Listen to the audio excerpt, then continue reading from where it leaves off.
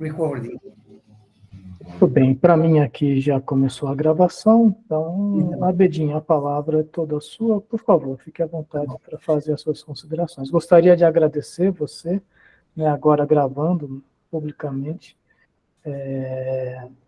por você ter aceito novamente, né, esse convite para falar para a gente aqui sobre um tema que eu acho extremamente interessante, atualíssimo, né? Vamos falar. Com N desdobramentos. Então, fique à vontade, por favor, a palavra é sua. Boa tarde, pessoal. Eu que agradeço o convite. Eu sou iraniano de origem, né? Originalmente, agora sou brasileiro há 40 anos já, então, não sei. Morei 19 anos no Irã, 8 anos na Inglaterra, mas 39 aqui, então, tá uns 66 anos que eu tenho, né? Mas eu sou muito mais tempo no Brasil, 39, do que no Irã, 19. Mas o Irã está sempre no coração da gente. Não que menospreze a Inglaterra, onde eu morei, que eu tenho saudades de todo mundo lá, né? Ingleses, iranianos e tudo mais, tá bom? Especialmente a senhora que cuidou de mim quando eu cheguei lá e me aceitou com um dos seus filhos. Cheguei lá na casa dela como lodger, né? Que a gente falava. Ok, então o que é a palestra de hoje, o meu bate-papo com vocês, eu chamei de Estrangulando a Pérsia. A Pérsia foi o nome do Irã uns 100 anos atrás, até uns 100 anos atrás. O papel dos países ocidentais na relação à instauração do processo democrático no Irã. Por que nós vivemos esse regime barbárico que nós temos hoje, essa ditadura? Será que, como falando de ditado brasileiro, cada povo merece o governo que tem? Não. De jeito nenhum. De jeito nenhum. Não dá Mas, desculpa, eu deixei meu áudio aberto, eu vou fechar. Não dá, não, mas gosto muito da participação de você, tá? Realmente, no caso nosso, nós já tivemos democracia no início do século passado. Tá? Nós tivemos, mas foi quando foi descoberto o petróleo do Irã. O petróleo do Irã mudou interesse dos países ocidentais, especialmente Grã-Bretanha, sobre o Irã. Então, vamos ver um pouquinho o Irã. O Irã é esse aí. Estão conseguindo ver? Tá, o mapa é pequeno, meu filho que arrumou para mim. Então, nós temos aqui Síria não, né? Iraque e Turquia ao lado direito. Né? A Turquia já encosta na Europa, né? Ela é considerada um país europeu e asiático ao mesmo tempo. Tá? Aí temos Iraque embaixo. De cima nós temos União Soviética, que agora temos o que é Azerbaijão, Turcomenistão, esse não é do meu tempo, tá? Aí do lado direito, onde vem o sol, temos Afeganistão e a Índia, só que não temos mais fronteira com a Índia, porque veio o Paquistão no meio, tá? Em 1971 ou 2, não sei exatamente quando foi, que o Paquistão se separou, ainda no tempo do Gandhi, por intermediação do seu ministro Muhammad Jinnah. Porque Muhammad Jinnah, ele era muçulmano e sugeriu que para acabarem com esse conflito hindu-muçulmano, era bom que tivesse um país onde tivessem os muçulmanos, que é Paquistão. A língua deles é Urdu.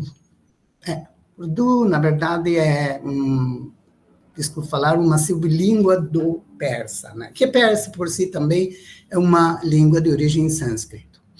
Então, nós temos muitas palavras iguais aos indianos, por exemplo. Eles têm uma comida chamada tandoori chicken, por exemplo. Tandoori, em persa, nós falamos tanuri. Eles falam tandoori. É praticamente a mesma coisa. Vamos ver algumas coisas do Irã, né?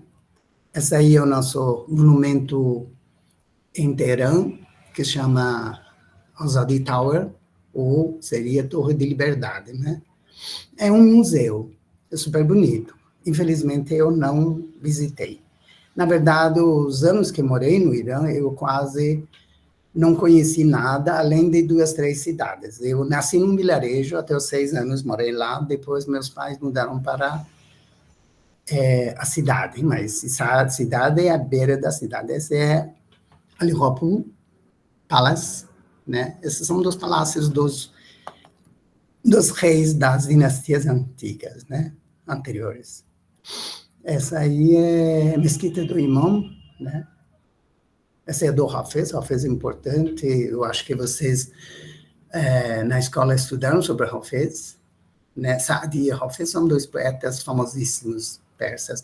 As coisas do Irã são muito famosas, tipo Omar Khayyam, que foi matemático, astrônomo, ele que calculou pela primeira vez, ou talvez só para o Irã, o calendário persa que conseguiu calcular o ano bissexto, porque tinha um problema lá, que o rei falava, eu mando fiscal, tem que sempre mandar fiscal 2 vezes para cobrar impostos dos fazendeiros. Por que que o calendário que nós temos não bate para poder ir? Depois ele foi lá e viu que tinha uma defasagem de 5 horas e 48 minutos por ano. Ele calculou com os instrumentos daquele tempo, levou quantos anos? 6 anos. Acho que 6 anos. Ele levou para poder calcular isso com 15 casas decimais. Tá? Então, isso foi no século XI. Antes disso, junto com ele, foi o Al-Khwarazmi, que escreveu o primeiro livro de álgebra, que hoje nós temos a palavra algoritmo. Na verdade, algoritmo é o nome dele. Algoritmo em inglês, e o algoritmo é o Al-Khwarazmi. Eu não sabia, eu estava lendo livro de engenharia software, eu não sei quem que era, que vi isso. Aí são esses outros, esse é Persépolis, né? Que aqui a gente vai lá, Passárgada.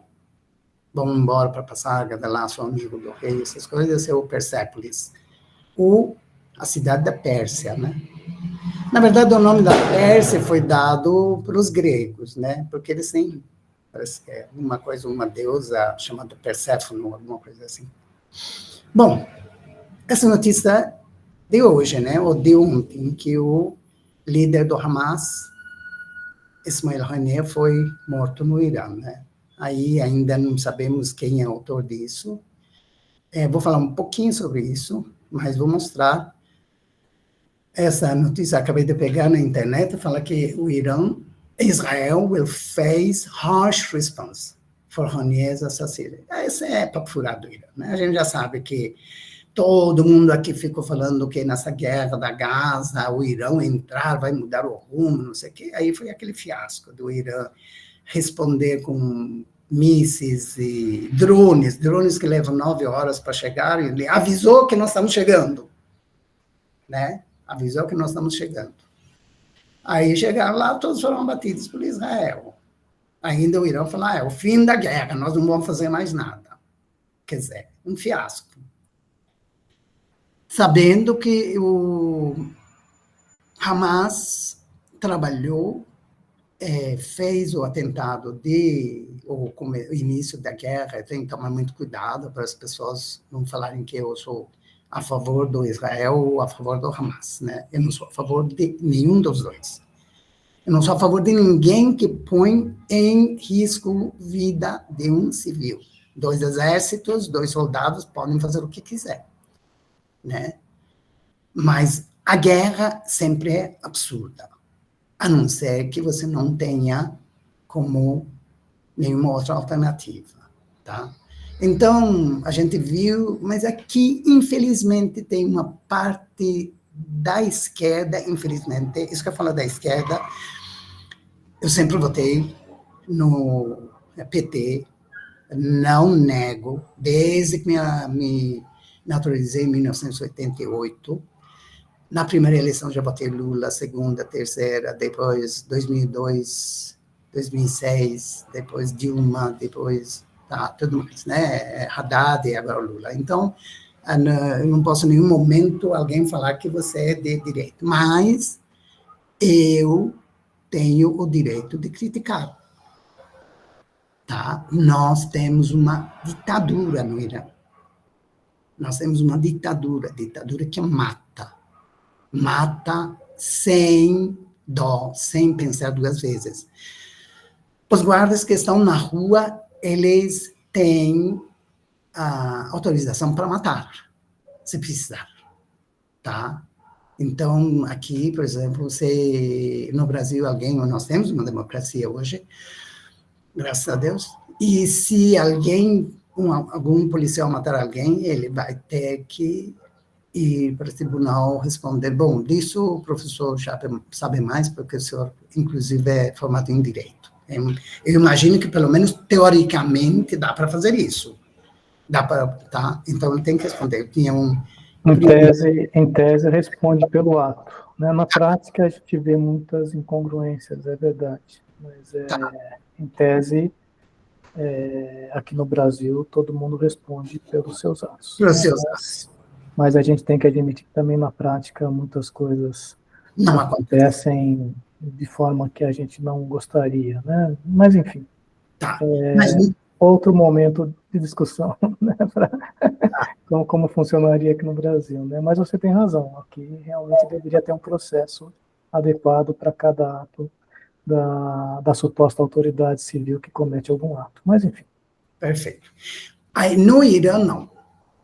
Eles vão na rua fortemente armados, especialmente quando se sentem ameaçados, tipo por uma manifestação, alguma coisa, e podem atirar, podem matar. Nós tivemos 2 anos atrás a jovem Mahsa Amini, a curda, que mostrou um pouquinho dos fios do cabelo, e ela foi arrastada para a delegacia e bateram tanto nela que ela morreu. Aí deu todas as manifestações, protestos que duraram não sei quanto tempo, mas milhares de pessoas morreram. Milhares de pessoas. Aqui tem uma parcela da esquerda que venera o Irã, que, sabe, paga pau, fica assim, tipo, inventando histórias. Fala, mas, pessoal, isso que vocês estão falando é o Irã, o meu país de origem, que eu sei ler persa, inclusive sou professor de persa. Sobre isso que estão falando, que é assim. Eu entrei, de repente, numa palestra que era para ser sobre a Ucrânia, que só tinha 2 pessoas, e, de repente, viu o cara tá falando sobre o Irã, que está falando que o Soleimani, aquele que foi morto no aeroporto de Bagdá pelos Estados Unidos, a ordem do Trump, ele falou que Soleimani era... O que era? Não foi. Falou sobre esse presidente que caiu de helicóptero, uns 2 meses atrás. Né? Helicóptero presidencial, o cara cai. Quer dizer, inédito na história. Esse helicóptero caiu. Estava falando sobre ele, falou assim que ele tem doutorado em Direito, ele é doutor em Direito. Aí eu entrei lá e falei, vocês estão falando sobre o cara que só tem 6ª série? Ele só tem 6ª série, ele não sabe falar persa corretamente. A palavra locomotiva em persa é uma palavra europeia, né?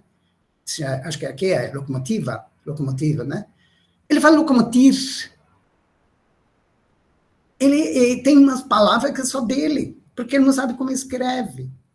Aí o pessoal tirou o boletim da 6ª série, é tudo napoleônico, as notas dele, né? No Irã, de nota vai de 0 a 20, parece que deve ser modelo francês. Dizem que Portugal também vai de 0 a 20. Ele tirou 10 em tudo. Quanto muito 11. Então, ele passou e 6ª série, depois ele entrou, ele mostrou muita habilidade para matar a gente. Tá? Mostrou muita habilidade para matar a gente. Então, por isso que ele foi chegou o promotor, foi uma das 3 pessoas que participou na rapa que deram nas coisas lá, como chama, na cadeia, em 1988. Falando em 1988, deixa eu só falar um pouquinho também aqui. Em 1988, o Exército de Libertação Nacional do Irã é um exército fundado para combater os ayatollahs, invadiu o Irã. Invadiu o Irã para derrubar. Libertou uma cidade e tal, né? Aí, à noite, aqui na TV Bandeirantes, que eu assistia bastante na época, nem existe esse TV Bandeirante, mas na Manchete, Bandeirante, essas coisas na época. Né? A Band tem, a Manchete já faz extinta também. Tá. Aí falou que o grupo monarquista da Mujahedin invadiu o Irã. Aí eu falei, grupo monarquista? Esse grupo é o grupo a quem eu pertenço, eu simpatizo desde 1979.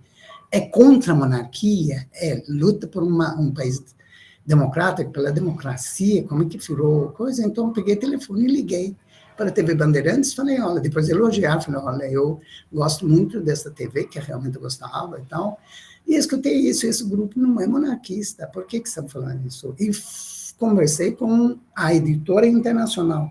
Ela respondeu assim para mim, acabamos de receber esse telex, estou lendo aqui, e fala que o grupo não é isso. Falei, será possível que seu correspondente na Europa não sabe?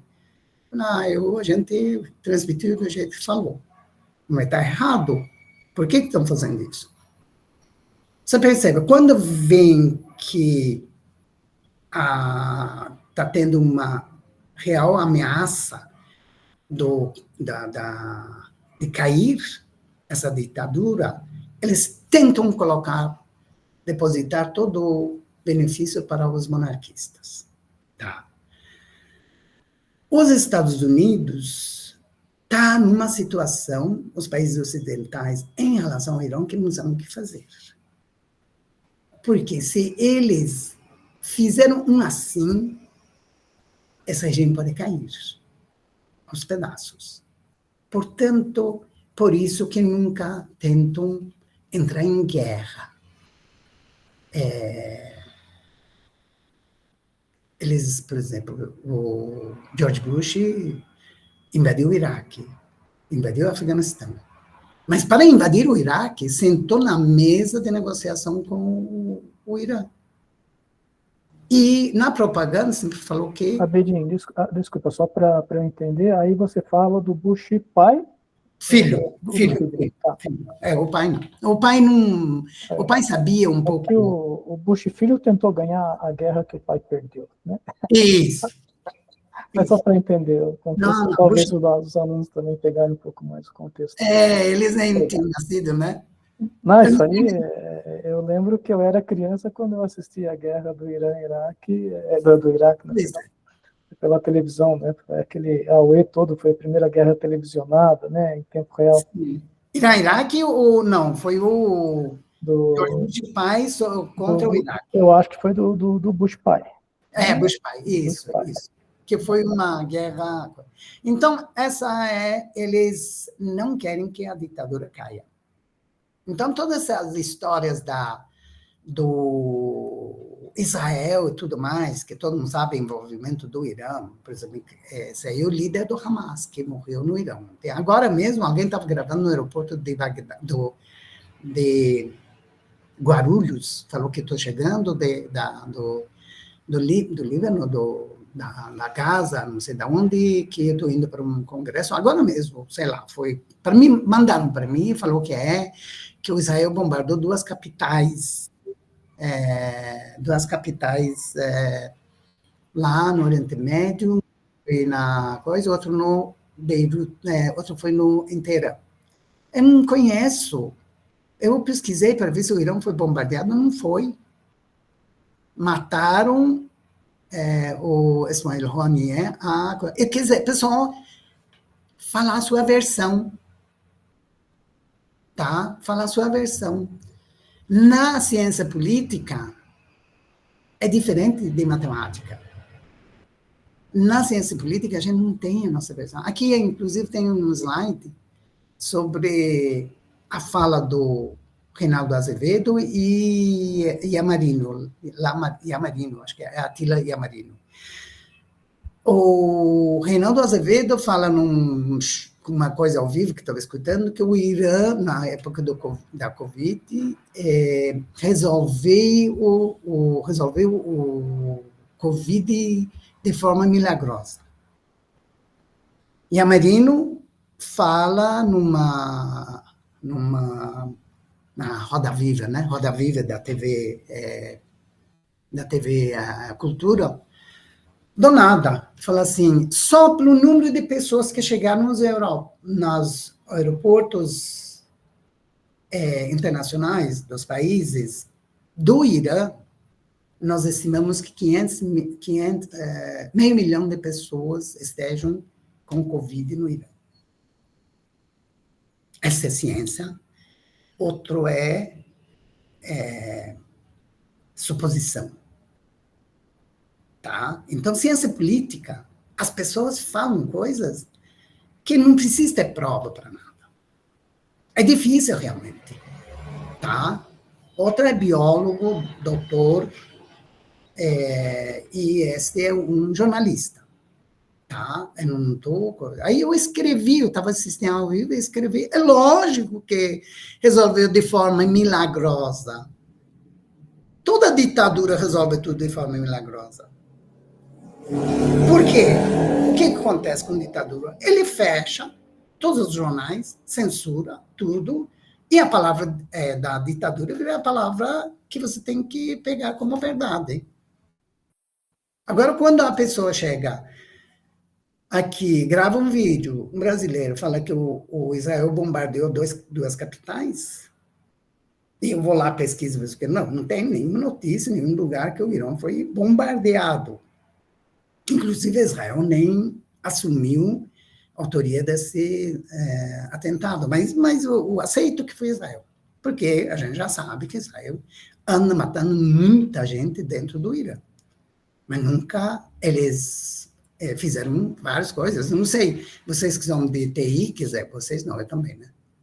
Vocês sabem que existe um vírus chamado Nuxnet. Nuxnet. Esse Nuxnet, quando Nuxnet veja o caso da Venezuela. Nuxnet foi desenvolvido pelo Israel apenas para destruir as instalações nucleares do Irã. Se você lê, esse vírus só teve essa finalidade, né? Então, que o Israel assassinou o chefe de projeto nuclear do Irã, ninguém tem. Israel tem espiões em todo quanto lugar dentro do Irã. Um mês antes do assassinato, o caro Netanyahu coloca a imagem, a foto desse chefe lá, que eu esqueci o nome dele, e fala assim, lembre muito bem essa cara. E um mês depois ele foi assassinado, quer dizer, uma emboscada em Teherã com, sei lá, foi drone, foi não sei o que foi, e morreu ele, mataram ele e não mataram a mulher dele que estava ao lado. Então, a gente já sabe que 99,99% quem pode ter assassinado o Ronier foi o próprio Israel. Mas não assumiu a autoria. Agora, bombardeou o Irã, não estou sabendo. Por que não bombardeou? Porque quem conhece a política da região bem, sabe que Israel não mexe com o Irã. Os Estados Unidos não mexem com o Irã. Isso não é porque aí vem a esquerda aqui imaginando coisas. Hoje eu estou bravo com a esquerda. Tá? Abedinho, só uma pergunta. Assim, gancho também, né? Curiosidade minha, né? Também o que o Irã fez em relação a Israel e a faixa de Gaza também foi bastante pontual, né, em relação ao que eu falo, em relação aos drones, né? Não houve mais nenhum incidente até onde eu sei, né? Não. Ocorreu aquele Uhum. e teve todas as repercussões, mas foi muito Fiasco. e morreu na praia mesmo, né? Não Não, houve nada, mais nada, né? Ou seja, nada. Israel não mexe com o Irã e Irã também Não fez mexe. aquilo, mas também não dá para falar que Irã mexe com Israel também, né? Ou seja, É, ficam teve gente aqui, separados, né? você escuta aqui pessoal falar que não mexe no Irã porque o Irã tem bomba nuclear. Não tem. O Irã não tem bomba nuclear. Está mais para uma propaganda, né? Do que O Irã está tentando, mas todo mundo que prometeu construir bomba nuclear para o Irã deixou pela metade. O maior deles foi um engenheiro, um físico paquistanês, Abdul Qadir Khan, ou Abdul Qadir Khan, nunca sei o nome dele, é Qadir Khan ou Qadir Khan. Esse foi quem foi o pai de bomba nuclear do Paquistão. Sabe que Paquistão e Índia têm, os dois têm. Israel tem, a Rússia, Estados Unidos, Inglaterra, França e China. São esses países. Aí, Coreia do Norte, né? Coreia do Norte. Esses países que têm. O Irã está tentando. Está tentando. Eu, como iraniano, não quero bomba nuclear. Eles estão dizendo que gastaram quase $1 trilhão até agora para isso. Então, foi a Coreia do Norte, foi a Rússia, a China, não sei. Né? Esses países todos tentaram, mas todo projeto nuclear do Irã, se bobear, está na mão de Israel. Eles tiveram espião até na casa do Khomeini esses dias que saiu. Uma israelita jornalista que se passou por uma francesa que converteu para o islamismo e foi lá e dava discursos, palestras, falava persa super bem e virou editora internacional de jornal, de uma publicação iraniana. Daqui a pouco voltou para Israel e era considerada era espião do Israel, que chegou até a casa do Khomeini. Então, eles têm tudo sobre o Irã, né? Porque tem também as brigas internas de toda a ditadura, né? Porque eles querem, cada um quer mais, né? Então, falar que o Irã foi bombardeado, não estou sabendo, isso aconteceu ontem, ou hoje, né? Alguns falam que é quarta-feira, outros falam que é terça. Vai ver por causa do fuso horário também, né? Porque nós temos 6, 7 horas de fuso horário com o Irã, 7 horas e meia, né? Então, pode ter sido quarta-feira deles, ou sei lá, quarta-feira lá é bem antes aqui, né? Para nós ainda era terça, pode ser. Então, ele foi morto lá no Irã, e o Irã prometeu revanche, retaliação. Essa retaliação vai ser igual àquela da retaliação, que até a esquerda aqui ficou decepcionada. Porque eles prometeram, agora o Irã vai entrar, porque o Irã vai entrar, porque o Irã vai falar, o Irã não entra nessa guerra. Quando a pessoa perguntar, fala, o Irã não entra nessa guerra, o Irã só, os ayatollahs são covardes, eles só sabem matar o povo indefeso. Nunca vai entrar contra Israel. Nunca vai entrar em guerra contra os Estados Unidos, e os Estados Unidos também não querem que eles caiam. Eles têm um acordo mútuo, assim, você existe aqui porque é bom para nós. Porque o que é? Qual seria se os ayatollahs caírem? Democracia. Democracia. O único obstáculo para Irã ser um país democrático são os ayatollahs. Agora vamos fazer uma retrospectiva para ver onde nós estamos. Então... Rapidinho, depois... desculpa meus apartes, né? Não, pelo amor de Deus, pode ser. Mas depois eu gostaria que você explicasse um pouco melhor essa ideia do porquê que os Estados Unidos não gostaria que o Irã virasse uma democracia, né, se tornasse uma democracia. Mas fica depois, pode continuar no seu Não, raciocínio nesse momento. é Porque fácil. isso é extremamente interessante. Nunca quiseram. Nunca quiseram, mas tem Nunca quiseram. razões, né? Não, Bem, é bem porque peculiares, né? o benefício deles, dos países ocidentais, está nisso. Tá? Porque nós estamos o povo mais preparado para a democracia. Se o Irã virar uma democracia, aquela paradigma do que país muçulmano e democracia não combina, cai. Vai para a água abaixo. É uma grande falácia mesmo quando as pessoas misturam essas duas coisas, né? Exatamente. Democracia com o islamismo, com toda a questão. Não combina. Realmente isso precisaria ser desmistificado, né? Claro. Ser separado, né? E as pessoas fazem uma confusão muito grande em relação a isso. Eu vou explicar agora que nós vamos ver que o Irã já era um país democrático 2 vezes. Que as 2 vezes sofreu golpe. Olhem por esse homem aqui. Esse homem, vocês conseguem ver? Que está aqui, não aquele do cavalo, aquele parece que é embaixador da Holanda em Teherã e que está em pé, é o futuro rei do Irã. Tá. Quem descobriu ele foi esse cara, o marechal de campo William Edmund Ironside, era um britânico que estava naquela região. O Irã tinha muito petróleo, foi a segunda maior reserva de petróleo do mundo, o que descoberto até a data, tá? O primeiro foi em Pensilvânia, nos Estados Unidos, o segundo foi no Irã. Os engenheiros falaram, aqui tem essa região, tem muito petróleo.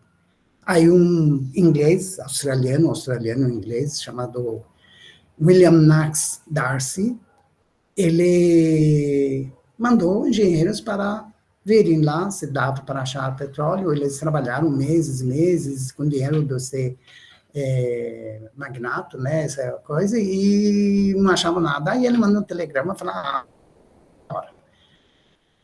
só que o telegrama demorou para chegar na mão do engenheiro. A hora que chegou, ele já tinha achado o petróleo. Aí que começou todo o problema nosso.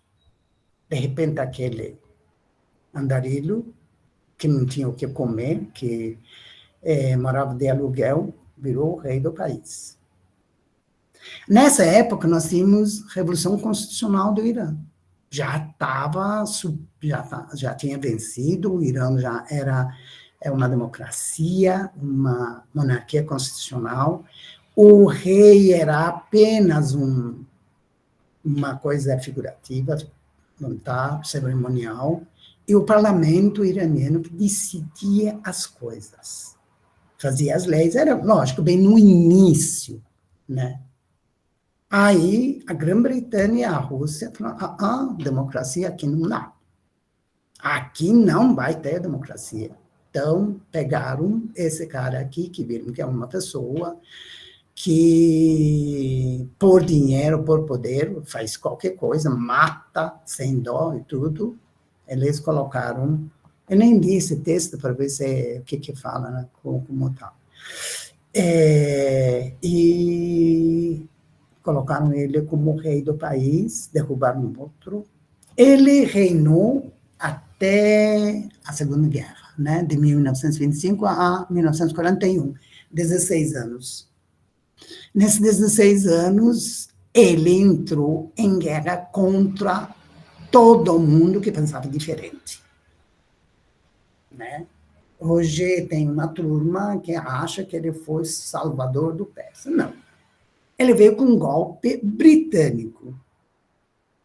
Na história de 2.500 anos da Pérsia, nós não temos nenhuma dinastia que chegou ao poder mediante um golpe estrangeiro.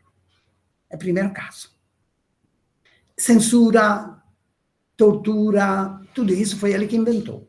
Tortura, matar oponentes políticos, foi ele que inventou. Inclusive, o Irã é um país de muitos povos. Não chega a ser igual à a Índia já são, né, cada estado parece que é um pouco diferente, uma língua diferente, mas o Irã também fica algo parecido. Tanto que o futuro Irã tem que ser federativo mesmo. Eu acho que o Irã tem que ser federal, né, estadual, tem que ser, não pode ser província. A diferença entre província e estado é o seguinte: cada estado funciona como se fosse um país. Tem o seu presidente e tudo mais, né, governador, no caso aqui, né? No Irã, não. A província, o rei, o presidente que nomeia os chefes da província. Então, é tudo centralizado, né?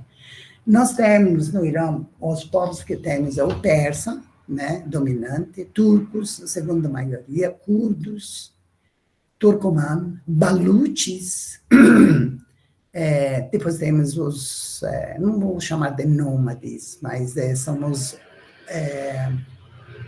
Bakhtiari, né, e Lor, que tem tapetes belíssimos, tradição, cores, eles têm uma parte que realmente muda. Eles não têm casa, é tudo makeshift, tipo temporário, eles mudam. Ainda não sei se ainda são assim, escola, tudo, viajam, porque eles são pecuários, né?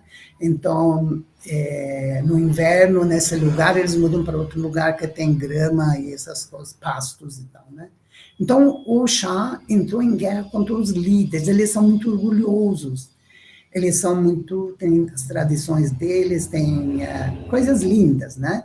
Esse cara matou os líderes, entrou em guerra contra todo mundo que pensou diferente dele, né? Então, não tinha nada de nacionalista. A única coisa que ele fez, parece que foi a ferrovia do Irã, né? Isso também há muitas controvérsias que os britânicos fizeram porque eles chegavam daqui do Golfo Pérsico até a Índia, com coisa, mas tudo bem. De repente, quando começou a Segunda Guerra Mundial, ele se interessou pelo Hitler. Mandou as filhas para o Hitler, levou presentes caríssimos para o Hitler e tudo mais e tal, e o Hitler, inclusive, mandou uma foto autografada dele e falou: peço desculpas para seu pai que não sou rico igual a ele. Uau! Ele já virou um rico, né? Quando ele saía sendo deportado do Irã, ele foi deportado, lógico, né? Porque ele entrou lá como apoio da Grã-Bretanha, agora veio falar que não, eu quero ser amigo do Hitler, não dá. Então, isso causou a Conferência de Teherã. Está vendo os 3 líderes aí, estão aqui, deve ser final de novembro, porque, pelo que eu vi no vídeo, existe vídeo disso, era o aniversário do Churchill, que é dia 30 de novembro. Aí eles chegaram, invadiram o Irã, 3, o Shah não resistiu, deixou o país ser invadido pela Rússia, a União Soviética, Grã-Bretanha e os Estados Unidos, né? Acho que aqui é o Roosevelt ainda, né? É Roosevelt. E pegaram ele, mandaram para o exterior, né? Deportaram ele e colocaram o filho dele. Eu não tenho a foto do filho dele daqui, mas no vídeo o filho dele aparece na porta da embaixada, como se você não reconhecesse ele, achava que era um dos guardas da embaixada. Quer dizer, a família inteira é subserviente, né? Tá. Aí, nos anos aí, que ele foi o rei, a Grã-Bretanha pintou e bordou, né? Pintou e bordou e fez o que queria. A companhia de petróleo do Irã era chamada Anglo-Iranian, né? Na Inglaterra, e agora eles tiraram ele e colocaram um filho. O filho aqui, está vendo aí, ó, fazendo, debruçando na mesquita, né? Então, por isso que nós estamos nessa... O filho vendeu 5,5 milhões de petróleo por dia, virou um dos grandes bilionários do mundo, às custas do povo iraniano, da pobreza iraniana. Olha aí a pobreza.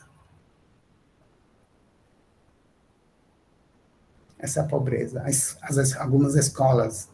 Não é fora da realidade, não. A minha aldeia, o meu vilarejo lá, no meu vilarejo, meu pai foi pedir uma escola deste tipo para a delegacia de ensino. A gente morava no vilarejo, né? Aí falaram para ele que tem que trazer assim, 60 certidões de nascimento. 60 certidões de nascimento significa só vão dar uma escola não, um professor só, se tiver 60 alunos, 60 crianças que vão para a escola. Enquanto isso, o nosso queridinho rei preparava o quê? A maior festa do século. Fundação do Império Persa. Gastou $500 milhões nos anos 60 para fazer uma festa gigantesca, aquelas, sabe, que ele criou uma cidade para festa, na cidade, uma casa para cada líder, tipo assim, aqui é a Rainha Elizabeth, aqui é presidente dos Estados Unidos, presidente da França, esse aí é presidente não sei o quê, o Nicolau Ceausescu, todos os líderes, até o fundador de Rastafarian, não sei se vocês sabem, ele é um Rastafarian, que o Bob Marley gosta tanto, vem da Etiópia, né? Como chama o nome do cara? Esqueci o nome dele.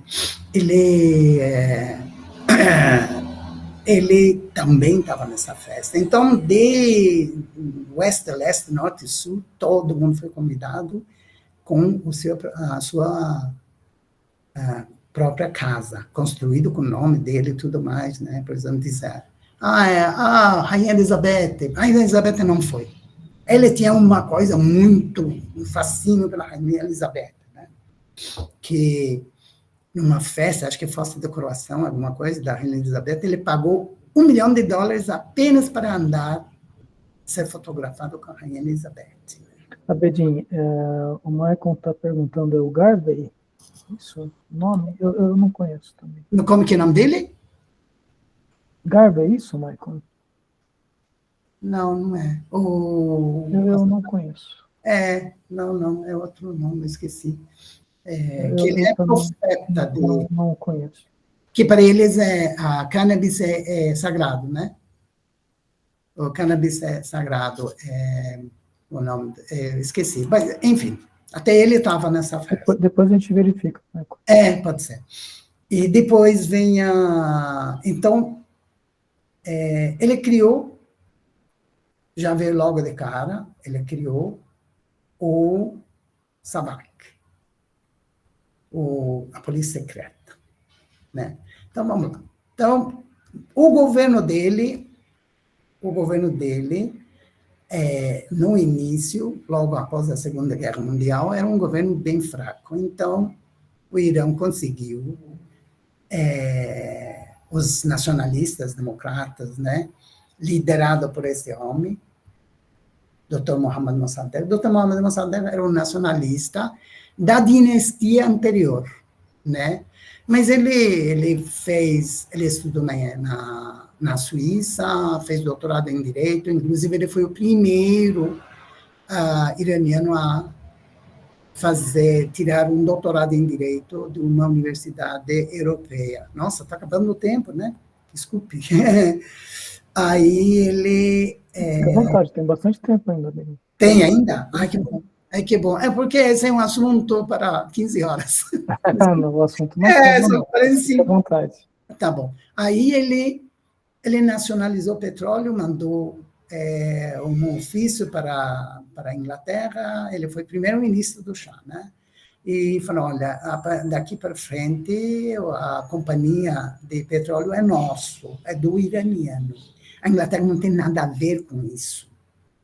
Aí o Churchill falou, como assim?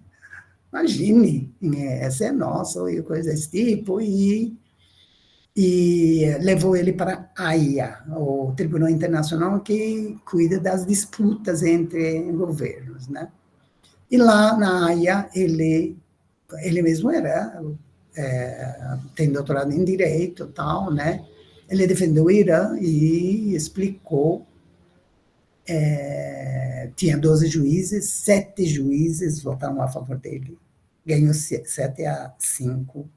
O juiz que presidia era um britânico, um juiz britânico. Ele votou a favor do Mossadegh. Ele falou, não dá, o argumento do Mossadegh é irrefutável. Você vê, tem gente nobre em todo quanto lugar do mundo, né? Deixa eu ver aqui, vou falar um pouquinho sobre... onde foi esse slide? Ai, meu filho mexeu com os meus slides e embaralhou tudo. O nome, Estrangulando a Pérsia, é nome de um livro escrito por um americano no início do século passado. O nome dele é Schuster, Malcolm Schuster. William Schuster foi convidado pelo governo iraniano na época, aqui, The Strangling of Persia, da William Morgan Schuster, que está estrangulando a Pérsia, né? E ele ficou só 11 meses, ficou poucos meses no Irã. Ele foi para ser tesoureiro do Irã. Ele foi convidado para ser tesoureiro do Irã, né? O governo americano mandou isso em 1911. E ele criou muitos inimigos lá. Os inimigos eram a Grã-Bretanha e a Rússia, porque ele estava executando o trabalho dele. O trabalho dele era defender o interesse do Irã, tá? Então, e ele viu que a Grã-Bretanha queria controle sobre as coisas aduaneiras do Irã. Não, isso aí, porque nós temos a companhia de petróleo que é nossa, mas está dando prejuízo. A Grã-Bretanha falava que o Irã, a companhia de petróleo dá prejuízo. Nossa, muito, né? E 84% era da Grã-Bretanha e 16% só do Irã. Então, ele foi expulso, né, do Irã pelo Grã-Bretanha, colocou pressão, falou, não, ele tem que sair, ele não pode ficar aqui. Então, William Schuster escreve o livro.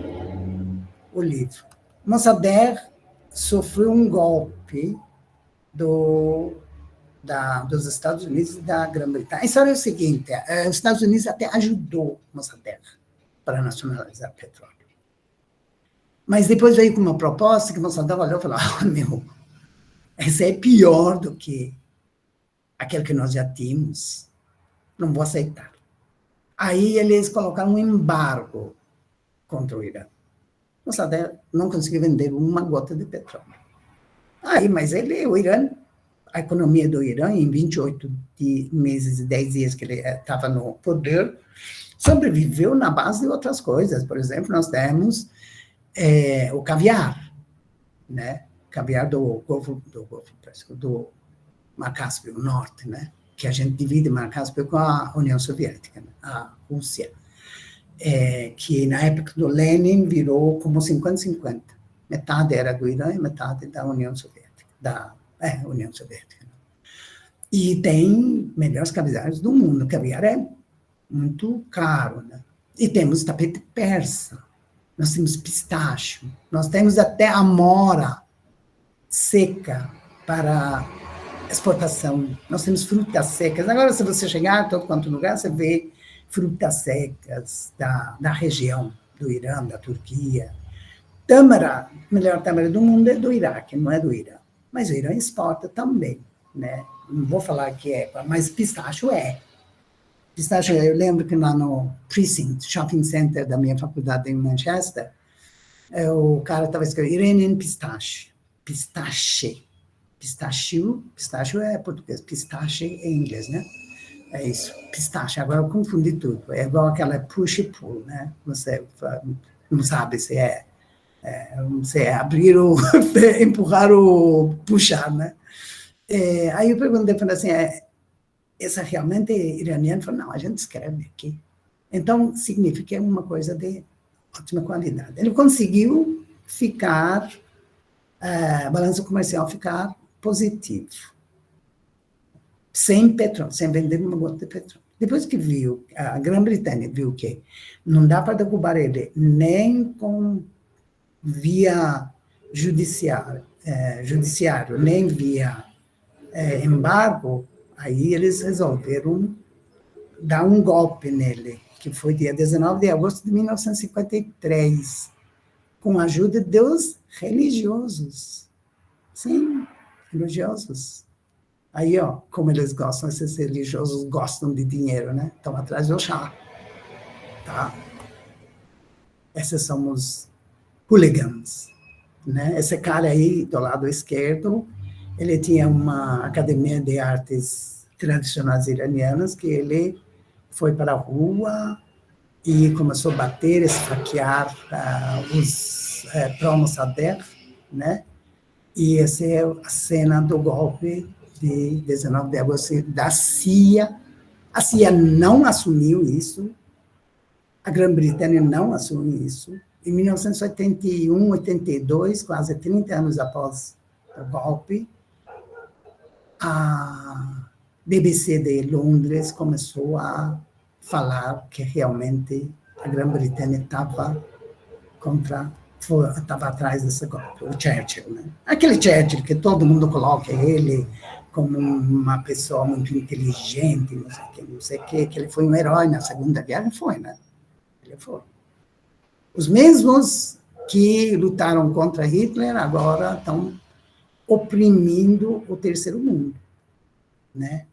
Então, a gente consegue até chegar na conclusão que o conforto que eles têm, essa vida boa que eles têm na Europa, é nós que estamos pagando.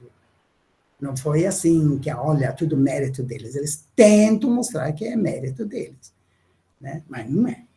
Né? Porque nós tivemos uma democracia, o Shah foi expulso pelo Mossadegh. Ele está voltando aqui. Quando ele foi expulso pelo Mossadegh, porque o que ele acontecia? Toda a despesa da família real era passava pela mão do Mossadegh. Ele tinha que fazer os cheques, assinar os cheques. Aí eu olhava, não, isso aí não tem, o país está passando por dificuldade, por que ele tem que comer tal coisa? Não, isso aí não.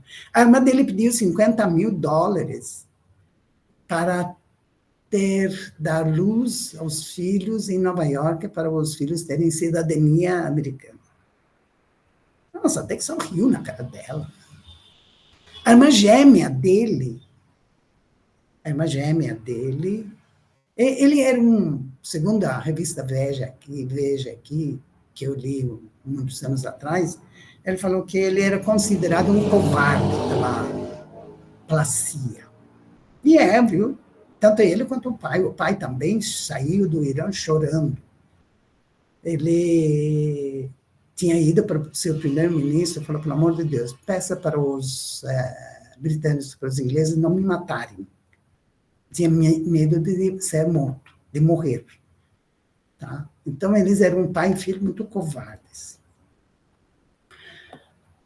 E o golpe da CIA custou $19 milhões. Quer dizer, a verba que a CIA destinou era $19 milhões, mas dizem que não gastou nem $1 milhão. Né? Saiu agora a lista das pessoas que receberam. Esse cara que recebeu maior quantia, o Ayatollah. Ayatollah, não Khomeini, esse aí é Khashoggi. Né? Khomeini. E esse também foi outro. Depois, ele virou o braço direito do Shah, que colocou a coroa na cabeça dele, depois. Depois desse, Mossadegh foi exilado, não dentro do Irã, e morreu exilado, né? O ministro dele foi morto, executado, né? Outro com doutorado em Direito, e o Irã virou mais um Estado americano. Tudo o que acontecia no Irã era decidido em Washington. O Irã, assim, não teve nenhum país do mundo com essa relação de subserviência com os Estados Unidos. No Irã estavam consultores americanos, advisors, né? Não sei como traduzir, American advisors, que só o salário deles por ano chegava a 3 bilhões de dólares. Cada iraniano tinha um americano como chefe, quase isso. Né? Esse é o colonialismo moderno, neocolonialismo, né? Não é igual ao colonialismo antigo, que era a Grã-Bretanha tendo soldados na Índia, por exemplo. No Irã, eles pouco tempo tiveram soldados. Era muito mal visto. Os indianos, pelo jeito, aceitavam isso numa boa, né? Porque eles tiveram um problema interno deles. O problema interno deles é castas e religião, e isso é sagrado, aquilo é sagrado, coisas assim, porque tinham mais brigas internas. O Irã, nós não temos isso. Eles estão tentando falar que, por exemplo, o pessoal que faz análise aqui fala que o Irã tem a briga de sunitas com xiitas. Não tem. Não temos isso, nunca tivemos. Nós não tivemos, é outra cultura. É um povo, não que a Índia não seja, pelo amor de Deus, eles são pessoas assim, contribuição para ciência, matemática e filosofia e poesia é assim gigantesca. A Índia, né? Mas o Irã também. Só que nós não temos essa briga, facções étnicas e religiosas, isso aqui, tá? Então, o Shah, derrubou Mossadegh, né? E ele fundou o SAVAK, Polícia Secreta ou Polícia Política, né? Aí veio o dinheiro do petróleo para ele gastar da forma que quiser. Essa aí, the world's richest kid has only one friend, his dog. É o filho dele. De uma família que estava assim, cadê? Chegou a família mais rica do mundo. Agora saiu uma reportagem que o metrô de Estocolmo, na Suécia, foi construído pelo Shah. Ele tem fascínio pelos países europeus. Então, tinha que aparecer. Aqui, ele e a mulher dele vieram para São Paulo, e um colega meu, num lugar que eu trabalhei, ele estava falando assim, lindíssimo, chiques, e não sei o que, você falou, pois é. As custas da pobreza do povo iraniano. Tá? Esse menino aqui, essa foto dele 2 anos atrás. Ele, depois que começou aquela coisa lá, ele falou que o povo vai querer que ele volte para o Irã ser o rei. Aí eles só esperam que os Estados Unidos, Inglaterra, França não tem tradição de golpe, né? A Inglaterra e os Estados Unidos que tem essa tradição, mais os Estados Unidos, né? Achavam que ia derrubar os ayatollahs na parede. Mas para quê? Por que os Estados Unidos vai fazer isso? Não tem porquê, né?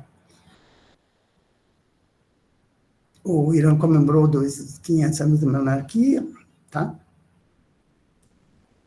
Essas são umas coisas daqui. Aí, em 1977, né, foi que o Jimmy Carter foi presidente dos Estados Unidos. Ele, antes de chegar nos Estados Unidos, ele já veio com doutrina de direitos humanos. A doutrina de direitos humanos dele era assim, uma máscara. Na verdade, eles já estavam vendo que a União Soviética ia cair. Porque a corrupção na União Soviética, no bloco comunista, estava muito forte, muito gritante. O povo lá passava fome, Kremlin, os líderes viviam bem, o povo tal, então sabiam que a União Soviética não ia conseguir coisa. Então, ele, com essa doutrina, tentou moralizar um pouquinho, mesmo porque, um pouco antes disso, alguns repórteres internacionais chegaram ao Shah do Irã e fizeram entrevistas. E aqui, acho que essa foto é uma delas, né? E nessa entrevista, falaram na cara dele que você tem aparelhos de tortura, você está torturando, você está queimando as pessoas na cama elétrica. O cara falou, ele falou, não vou permitir que você faça uma pergunta dessa na cadeia de TV, e interrompeu, mas foi gravada, tá aí.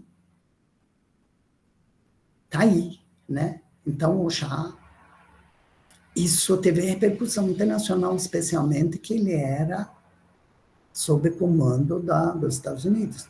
Por exemplo, nenhum país, tipo Chile, por exemplo, não foi assim. O golpe de Chile também foi da CIA, não foi da CIA, foi da ITT, né? International Telephone and Telegraph, que depois mudou para AT&T, agora, né, a companhia. É porque eles têm muito cobre lá, né? E para a companhia telefônica, eles queriam isso. Então, eles pagavam caminhoneiros para fazer greve contra o governo do Allende e tudo mais, né? Então, aqui,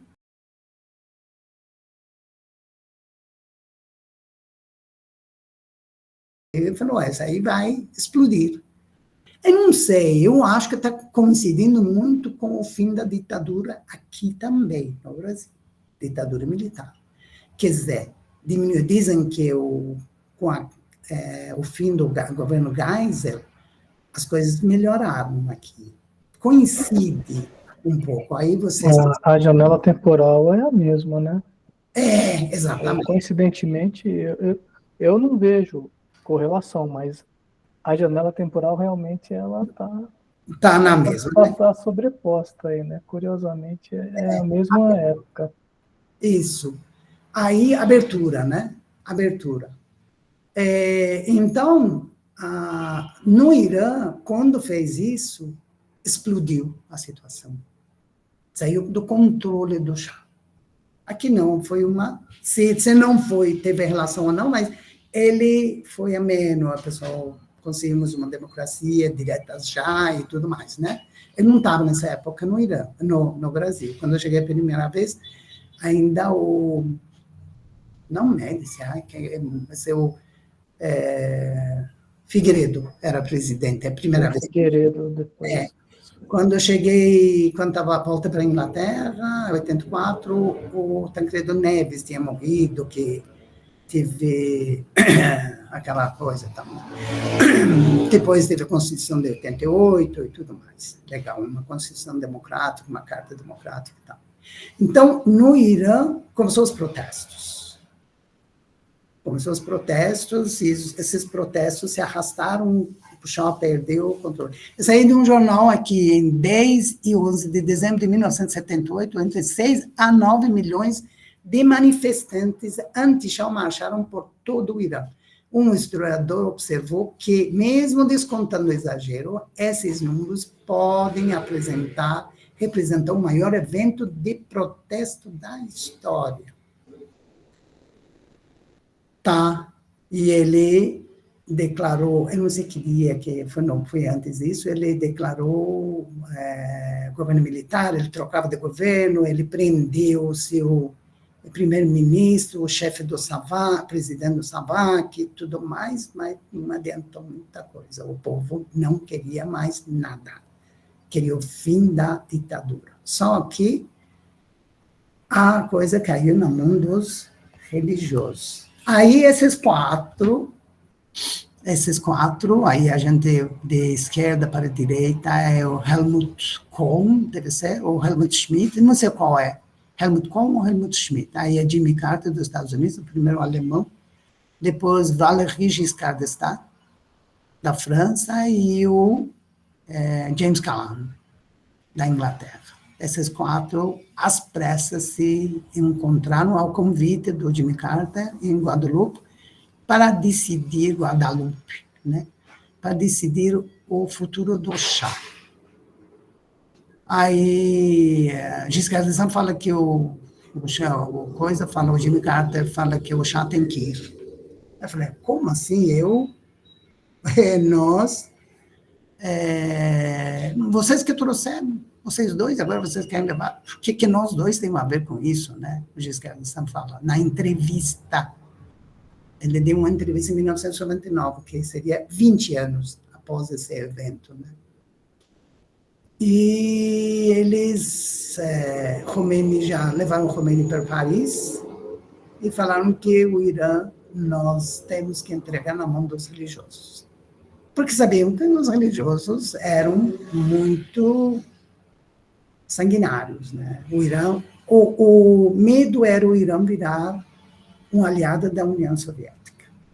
Então, aí, dia 16 de janeiro de 79, o Shah, está escrito Reza Pahlavi, Mohammad Reza Pahlavi saiu do Irã, né, que ele se chamava Shahanshah, é o rei dos reis, né? São esses 3 fatores da nossa mudança de monarquia para suposta república. Essa nova nunca foi república. A tal república do Islã não passa de um sistema político de monarquia religiosa, ou seja, uma ditadura religiosa. Quer dizer, mais uma vez, o Irã caiu na mão de uma pessoa. Uma pessoa. Ele colocou um plebiscito, Khomeini, né? Colocou um plebiscito, se vocês querem República Islâmica ou monarquia. Lógico, todo mundo. Esse dia eu estava no Irã, 79. Né? A última vez que estava lá foi 6 de maio de 79. E nunca mais voltei. Lógico, eu votei a favor, né? Não tinha como. Aí, esse slide já vou. Ele morreu em 1989.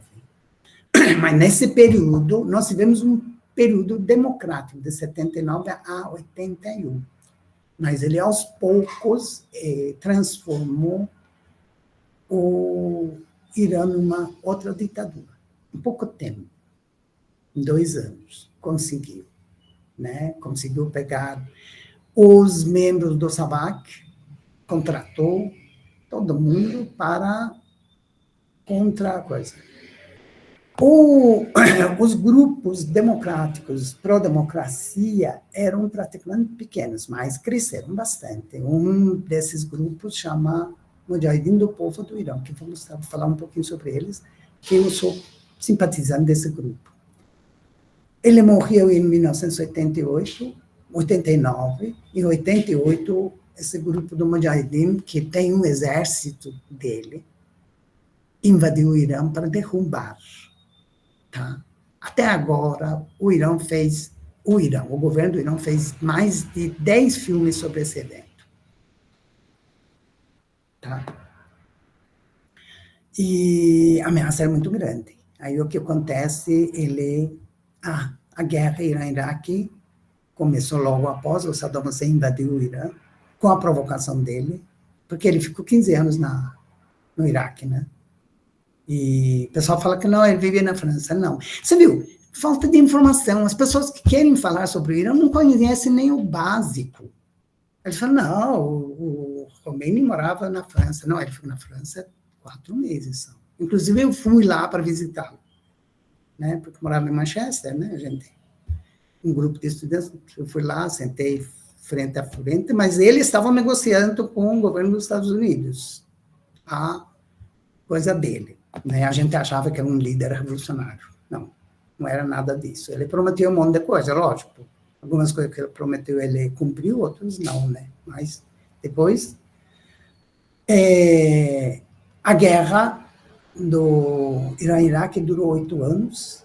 O Saddam cometeu o maior erro da história dele, de invadir um país 3 vezes maior, que estava louco para achar uma saída para os problemas internos. O Irã queria uma guerra, o Khomeini queria uma guerra, e o Saddam deu de presente para ele, deu um tapa, e 6 meses depois, o Saddam foi expulso do Irã. O Iraque foi em 6 meses. Daí para frente, até agosto de 1988, mais 8 anos, a guerra se alastrou. Matou milhares de pessoas, 500 mil de pessoas morreram dos 2 lados. Eu falo dos dois lados porque não faz mínima diferença se o iraquiano, iraniano, palestino, judeu, tanto faz quem morre. Morre. Gente que não tem nada a ver, que não decidiu, não participou na hora que queriam entrar numa guerra. Até que Mujahideen, o Exército de Libertação Nacional do Irã, começou uma série de ataques de dentro do Iraque, eles estavam dentro do Iraque, numa linha separada do Saddam. Saddam só deu e falou, olha, pega esse pedaço para vocês, faz o que vocês querem. Eles criaram cidades, quartéis e acumularam, fizeram uma série de ataques e pegaram um monte de armas do Irã, tanques e helicópteros e armamentos e tudo, e conseguiram fazer o Khomeini aceitar a resolução 589 da ONU, que o Saddam já havia aceitado muito tempo atrás. Saddam aceitou porque viu que não dá. Mas, de qualquer forma, tanto faz para mim, que nem hoje, se os dois lados na Gaza aceitarem a paz, está ótimo, menos gente vai morrer. Tá? Então, não temos nada contra um cessar-fogo, muito pelo contrário, né? Até onde a gente puder, você sabe que a guerra é o último recurso. Tem diplomacia, tem processos jurídicos, que vêm antes disso. Se tem alguma disputa entre Irã e Iraque, tem que ser feito dessas duas formas. O Saddam, depois que saiu, aceitou a resolução da ONU, ele falou que está disposto a reparar os danos que causou. O Irã não aceitou, o Irã queria guerra. Por quê? Porque guerra é mobilização. A única forma de aumentar a popularidade do Khomeini, que foram 4 milhões de pessoas, ele aqui fala 6 milhões, ele não desconhece esse número, né? Mas 4 milhões, a gente sabe que foram para o aeroporto para recebê-lo. Agora estava tão com popularidade baixa que ele precisava de uma guerra, precisava de repressão, precisava matar gente na rua. O pessoal fala, ditadura, mas o povo é a favor. Filosoficamente, logicamente, essas duas coisas não combinam. Se é ditadura, porque não tem apoio popular. Se um sistema, se um governo, se um presidente, ele tem apoio popular, por que vai ter ditadura? Não vai ter. Né? Ditadura é exatamente a falta de diálogo, de apoio. Né? Daí para frente, o Khomeini considerou que a falha do Shah foi o Shah também falou, ter dado liberdade aos presos políticos.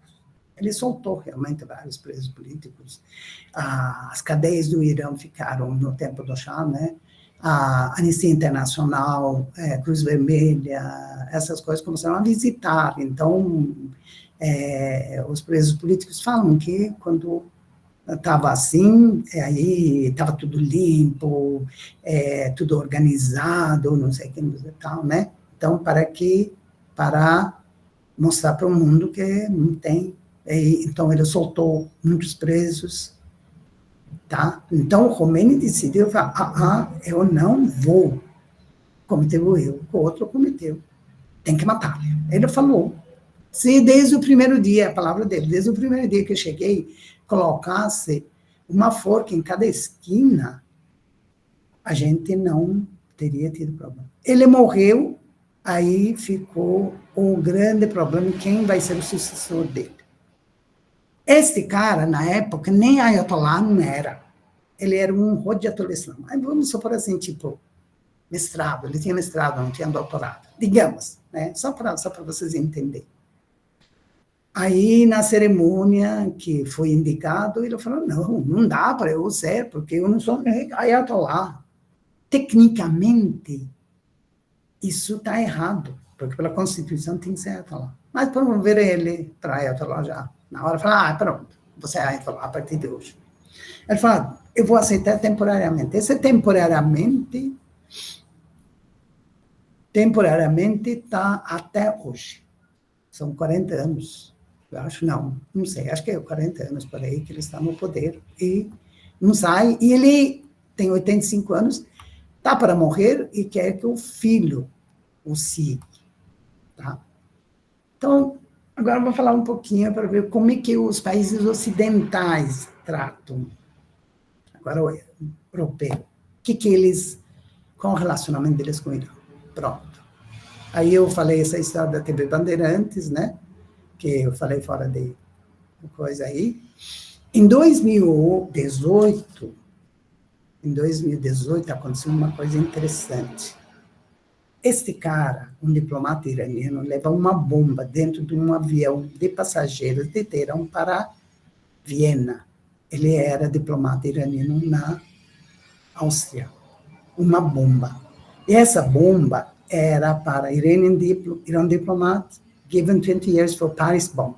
Era para explodir no encontro anual desse encontro anual do Mundial. Esse encontro que eu fui ano passado, que o senhor falou, você fez bate-volta para Paris, lembra? Que foi esse ano, estava em... Não foi esse ano? Esse ano eu fui para a Alemanha, Air Berlin. Foi. Então... Foi em Paris. Eu troquei os eventos. Na minha cabeça. Não, mas ano passado você falou, foi bate-volta. Esse ano eu fui para Berlim. Então, esse encontro, ele levou uma bomba para explodir nesse lugar e matar, especialmente, esta mulher, que é líder da oposição, maior oposição do Irã, aos regimes dos ayatollahs. Ela é uma engenheira metalúrgica e desde os 16 anos de idade está na atividade política, desde que antes de entrar na faculdade já, né? Hoje ela é líder da... Ela não tem nada a ver com o Prêmio Nobel da Paz, né? Com o quê? Com o Prêmio Nobel da Paz, né? Não tem nada a ver, né? Não, ela é líder de uma organização. Não. Maior organização posicionista. Está dando confusão. Aí, aqui, queridinho entre políticos de direita do Ocidente. Coisas que eles falam, né? Que ela é queridinha e tal. O movimento conservador do Irã tem futuro incerto. Sei lá. Essas são as coisas que a mídia fala sobre o Irã. Mas não quer dizer que seja, né? Mas só quero mostrar a foto, né? Então, a bomba que ela colocou era para colocar aqui. Só que 3 simpatizantes desse movimento eram espiões do Irã. Eram espiões do Irã, que foram mandados para a Europa com passaporte, que conseguiu cidadania para eles, Bélgica e tudo mais, para eles depois fazerem alguma coisa. O que esse cara levou uma bomba, ele mesmo não podia levar lá para explodir. Ele deu numa loja de Pizza Hut em Bruxelas, né, da Bélgica, e entregou para um casal. Esse casal para levar e colocar bem perto do palco onde ia aparecer a Maria Merajavi. Aí o que aconteceu? Eles estavam na Alemanha, indo para Paris, e eles estavam preocupados que alguém podia seguir eles faziam na autoestrada, no autobahn, 130 iam para 180, depois 130, depois para 180. Essa é uma tática anti-espionagem, né? Porque se você vai de 130 para 180, se alguém está te seguindo, você percebe que está sendo seguido, certo? Lógico, né? Por que a pessoa, se você acelerou para 180, vai fazer 180?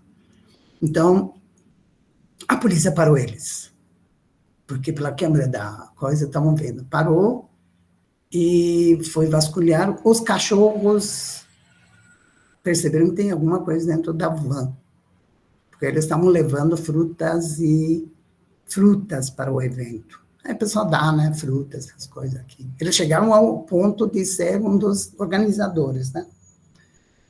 O próprio diplomata foi preso numa estação de petróleo, de gas station, né? O que aconteceu? Quando ele chegou na Áustria, no aeroporto, a câmera, o raio-x detectou alguma coisa estranha e apitou. Mas por ele ser diplomata, o chefe do funcionário do aeroporto falou com o superior falou, não, deixa ele ir.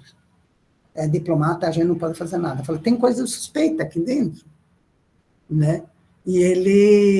Só que a polícia europeia começou a seguir ele dia e noite, até que perceberam que ele deu a bomba para essa casal na coisa. E pegaram eles no dia do evento, só que antes de chegar em Paris. Eles foram presos e o que aconteceu com ele? Não, esse aí é outro evento. Ele pegou 20 anos de cadeia, os 3, o Irã diplomata, given 20 years for Paris bomb plot. Só que ano passado, ele foi solto. Ele foi trocado por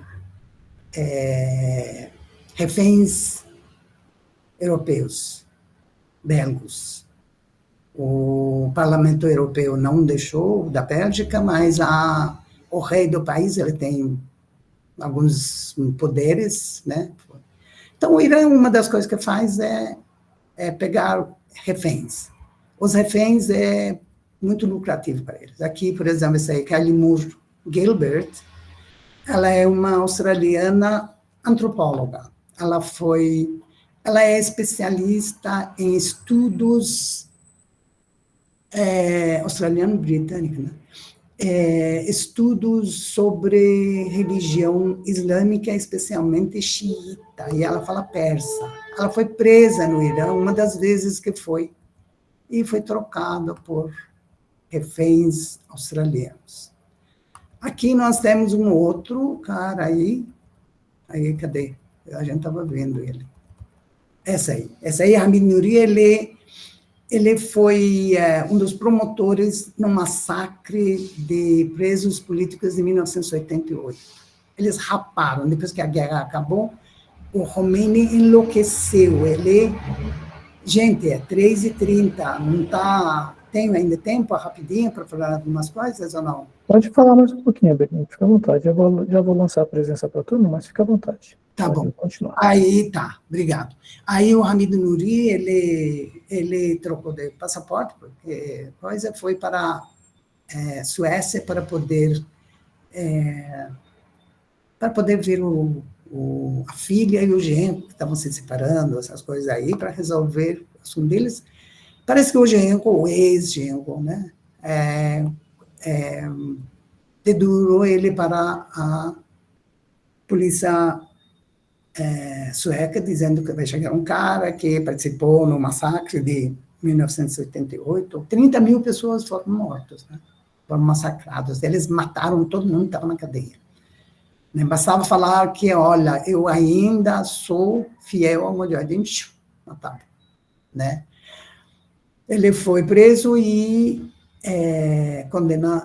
teve um julgamento de 6 meses, 100 e poucas pessoas participaram nesse julgamento, testemunhas foram transmitidos ao vivo, eu escutei alguns deles, um deles, assim, foi tão chocante, assim, que o cara falou assim, quando eu fui, aquela noite nós fomos condenados a 80 chibatadas, em vez de sermos executados, os guardas fizeram festa, porque não aguentavam mais carregar corpos para levar para dentro do caminhão, para ir para ser jogado nos enterros.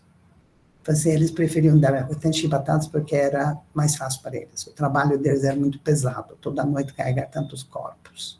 Esse cara foi um dos promotores. Todo mundo falou, mas o juiz perguntava, a promotora perguntava, como você sabe que é ele? Ele falou, por causa do nariz dele, que debaixo da máscara. Ele ficou bravo, vocês estão tirando uma da minha cara, vou processar vocês que estão falando mal do meu nariz, coisa assim. Isso é uma das coisas desse evento. Ele foi preso, condenado a prisão perpétua, só que foi trocado por... Aí, qual que é? Foi por um sueco. É muito engraçado esse swap prisoners aqui, foi que esse cara, depois, alguns meses antes, ele foi para o Irã para ser preso, para poder ser trocado. É muito engraçado isso. Então, essa é a atitude dos países europeus. O médico iraniano sueco, Ahmad Reza Jalali, não entrou nesse rolo. Ele foi convidado para um congresso no Irã, ele participou, chegou lá, foi preso, está até hoje. O que eles falam que o cara é espião do Israel. Mas que espião? Que? Vocês... Aqui, esse é em 2003. Em 2003, quando os Estados Unidos invadiu o Iraque, primeira coisa que fizeram, George Bush e Tony Blair, bombardearam as bases do Mujahideen, que é o exército dela, né? Ela é líder desse movimento. Em Paris, ela estava em Paris, tá? A organização falou para ela que ela tem que se mudar para Paris. Ela se mudou para Paris. Não quis, mas tive que ir. A ordem organizacional. Em Paris, ela foi presa pela polícia francesa. Uma coisa... 300 militantes iranianos em Paris foram presas, 1.300 policiais participaram dessa operação. A França queria enviar ela para o Irã e os seus companheiros para o Irã para ganhar vantagens na exploração de petróleo. A França tem uma companhia chamada Total, e temos que participou na coisa, e as condições não eram muito boas. Aí, a polícia francesa falou para ela, vocês estão mudando a geopolítica da região. Muito importante isso. Vocês estão mudando a geopolítica. Isso significa, quando o Irã virar uma democracia, acabou. O mundo islâmico, um atrás do outro, vai virar democracia. Ela é chefe de um parlamento, né, chamado Conselho Nacional da Resistência do Irã. Tem um plano de 10 pontos elaborado por esse parlamento em exílio na França. Nesse parlamento nós temos vários grupos políticos, personalidades esportivas, artísticas e tudo mais. O plano que ela tem é um dos planos mais modernos que nós temos. Primeiro, que vai ser uma república de verdade, com 3 poderes. Nós não vamos dar mais pena de morte. Não vamos ter um Irã atômico. Igualdade total entre homens e mulheres. Não só isso, que as mulheres têm que participar, têm que estar na liderança. Tanto que ela é, né, presidente desse grupo. Autonomia para os curdos. Eu gostaria que fosse um sistema federativo, né? Boa vizinhança com outros países e tudo mais. Vai ser uma... Eu não lembro de cor todos os planos, mas os pontos mais básicos é isso. Nós não queremos ser mais isolado do mundo. O Irã, não quer ser mais um país isolado, igual está hoje no tempo dos ayatollahs. Agora eu vou andar, e os Estados Unidos, os ayatollahs, né, o Bill Clinton bajulava os ayatollahs, falando que tem um moderado, não sei o que e tal. Aí ele colocou o grupo da Mariam Rajavi como um grupo terrorista, porque eles têm base militar. Se for alguma coisa para os Estados Unidos, eles são lutadores de liberdade. Agora, se não é a favor dos Estados Unidos, aí é terrorista. Aí o Mujahideen lutou no território dentro dos Estados Unidos juridicamente e processou o governo americano e ganhou a causa porque eles não conseguiram provar que o Mujahideen é terrorista. Então, a Justiça Federal dos Estados Unidos deu 3 meses para o governo do Obama tirar o Mujahideen da lista das organizações terroristas por falta de prova, né? Tem que ter prova material para isso, né? E no dia 28 de setembro de 2012, a Hillary Clinton declarou que a organização Mujahideen do povo do Irã, Conselho Nacional de Resistência do Irã e Exército Nacional de Libertação do Irã não são mais considerados como governos terroristas.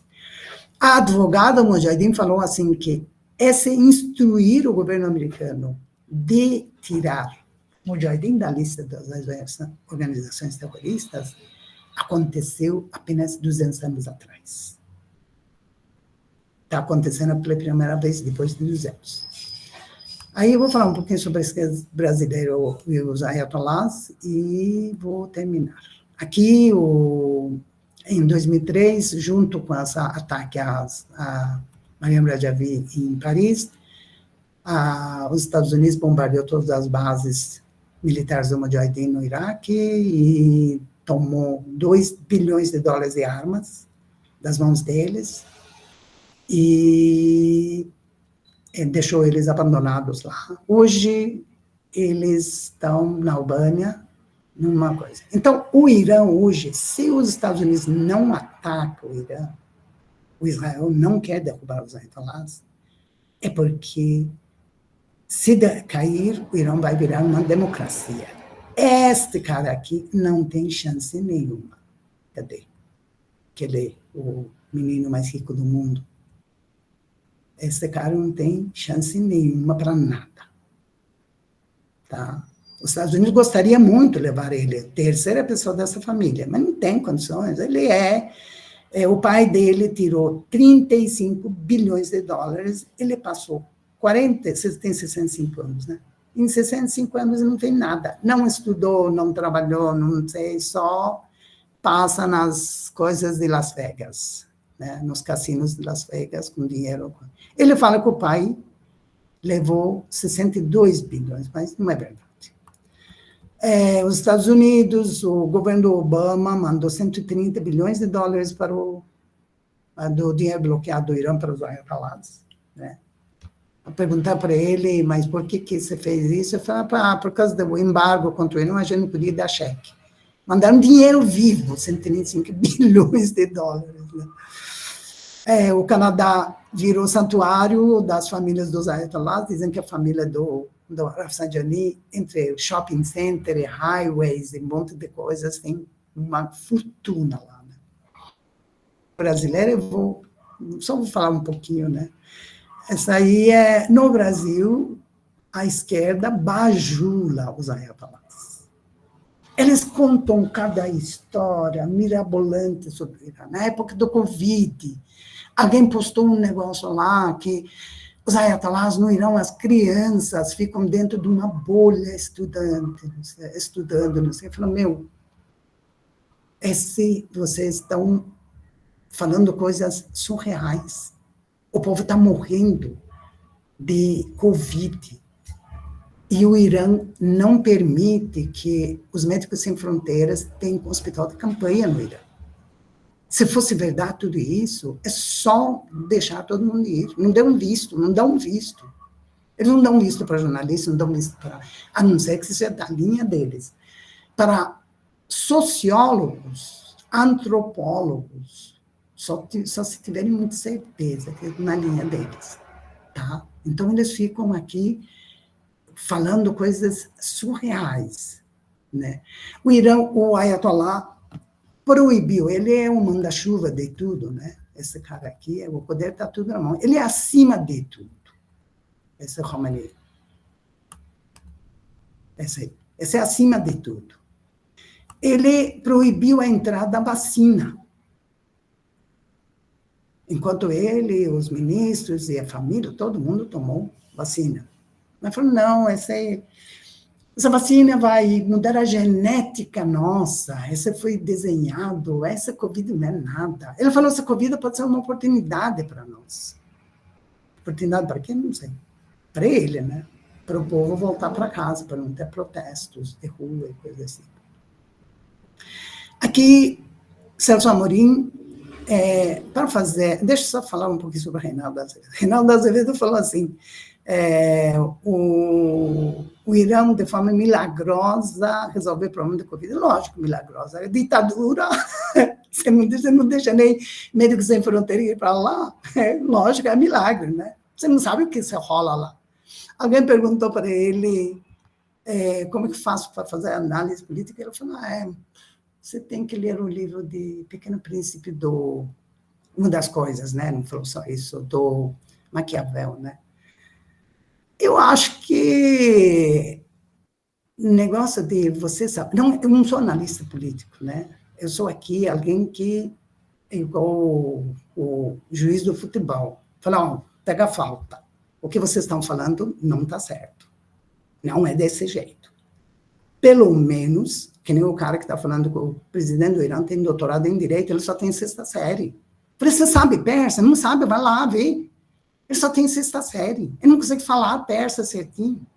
Aqui, o Celso Amorim estava numa entrevista, eu gosto muito do Bob Fernandes, nessa entrevista, ele, de repente, solta que o Brasil foi para o Irã ao pedido do Obama. Uau! Os petistas aqui, como te falei, eu não sou anti-PT, eu votei, toda vez que eu voto de acordo com a minha consciência e o que eu entendo dos planos de cada um, né? O que tem um negócio que é desenvolvimento de baixo para cima, né? Bottom-up, não top-down. Tá? Então, isso é uma coisa que me interessa, né? Fortalece a economia, todas as economias do mundo que ficaram fortes, Japão, Alemanha e tal, é porque o trabalhador, o faxineiro, eles ganham bem, porque eles que movimentam a economia. Tá? Então, eu voto de acordo com o plano de cada um. Aqui, Celso Amorim fala que Lula foi para o Irã para resolver o impasse atômico do Irã com um pedido do Obama. Então, para você saber, você vai ter que o tempo todo estar escutando, vendo, que nem agora, por exemplo, de repente, alguém passou esse vídeo do cara no aeroporto de Guarulhos, dizendo que estou vindo para uma coisa, o Irã foi ontem bombardeado, e eu, iraniano, não tenho nenhuma notícia. Como é que vocês vão saber se ele está falando verdade ou não? Não tem nenhuma notícia que foi bombardeado, né? Então, o PT tem imperialismo bom e imperialismo ruim. O golpe contra Dilma foi ao mando do Obama. E eles veneram a família do Obama. Acho que ele é uma coisa. Agora estão essa coisa entre Biden e o Trump. Fizeram até quem que era? O Suplicy, acho que cantou a música do Going in the Window, Blown in the Window, alguma coisa assim. Talvez por causa do Biden, todo mundo Biden. Depois eles colocam as mãos do Biden cheias de sangue. Os dois são iguais. Os dois são iguais. O Bob Fernandes é bastante sensato. Né? Eu assisti todos os vídeos do Lula na cadeia. Até observei o estado dele, onde, na entrevista com a BBC, pede para acho que a Mariana Schneider, pede para ela ficar mais um pouquinho. Tá? Ela fala assim, não, só tem 1 hora, cuidado, fala, mas ele fala, você pode pedir um pouquinho mais, se quiser. Estava quase implorando para ficasse mais. Lá ele fala do Irã, sanção econômica contra o Irã. Gente, parem de dar palpites sobre coisas que vocês não entendem. Tanto faz quem quer que seja. Quem quer que seja. Aí, bom, aqui é meu neto, dentro da cabine de avião, já que lendo o livro de Pequeno Príncipe, o Príncipe do Maquiavel, você consegue fazer análise política, então também leio um livro, foi lá na cabine do avião para ensinar o piloto a pilotar. Bom, essa é o Yamarindo, né, que falou naquela entrevista que o Irã, do nada, o Irã deve ter 500 mil pessoas infectadas, isso em abril de 2020, né? 2020, infectado em Covid. Quer dizer, esse é um cientista, o resto é político. Políticos, às vezes, não têm informação suficiente, não que cientistas sempre estejam errados, não, mas, dependendo, a gente pode confiar. Pelo menos tem uma base estatística ou alguma coisa para provar o que está alegando. Aqui nós temos coisas assim, tipo Meteoro Brasil, que fez um programa sobre o Irã, ou aquele Glenn Greenwald, que eles veneram o Irã e colocam nas alturas, inventam um monte de coisa. Uma vez estava no Facebook falando com uma pessoa, né, e sempre me chamam. Aí essa moça da Universidade de Rio de Janeiro estava falando do Irã e tal. Aí, quando eu fui debater com ela, ela falou assim, I love Iran. Falei, mais do que eu, não. Eu sou iraniano. Isso que você está falando não tem nenhuma coisa de verdade. Se fosse verdade assim, que você está falando sobre o Covid, eles deixavam a Médicos Sem Fronteiras irem fazer um hospital de campanha no Irã, né? Eles não deixaram. Os iranianos estão indo para os países vizinhos para tomar vacina. É isso aí, meus amigos. É isso que tem eu para falar, não vou ter que falar muito mais e cansar todos vocês. Bedinha, obrigado pela... Pessoa aqui ainda, né, 23, mas é um prazer. O pessoal tem aula daqui a pouquinho, alguns têm aula às 4. Não, tá tranquilo. Tá. Eu quero te agradecer novamente pela oportunidade de falar para a gente sobre... vindo, né, com a sua bagagem, toma um peso, né, uma dimensão, o assunto toma uma dimensão muito bacana e importante, né, porque, como você falou, tem pessoas que querem dar palpite sobre tudo, e internet, qualquer um fala qualquer coisa, né. Então, e ganha dinheiro. Pois dá no like. Pois é. Então, essa sua bagagem, né, para a gente é uma coisa que fortalece bastante, né, dá uma centrada muito... norteia, né? Melhor do que sempre, norteia, né, um pouco como que a gente deve pensar e refletir sobre essas questões. Bom, infelizmente o tempo não permite, eu teria N perguntas aqui para fazer. Eu só tenho uma consideração a fazer, não é necessariamente sobre o Irã, mas só para não perder o gancho, que é extrema de uma atualidade, mas eu gostaria de perguntar para os alunos que ainda estão na sala, já são poucos os que tinham, né? Se alguém tem alguma pergunta que gostaria de fazer, aproveitar o pouquinho do tempo que nos resta. Alguém tem alguma pergunta ou interesse em alguma questão particular? Eu ouvi que o novo presidente do Irã agora é mais moderado. O que você acha dele? Henrique, eu falei, do tempo do Obama nós escutamos isso. Que moderado. A coisa está na mão do Khamenei. Ele é acima do presidente. O presidente é apenas um subserviente dele, um pau-mandado, só executa o que ele manda. Ele não decide nada. E já no primeiro dia já puxou a orelha dele e falou assim, você vai fazer assim, assim, assim, assim. E o presidente chegou lá e se declarou fiel a Khomeini. Khomeini é o Fagui. Ele é muito mais do que o Shah.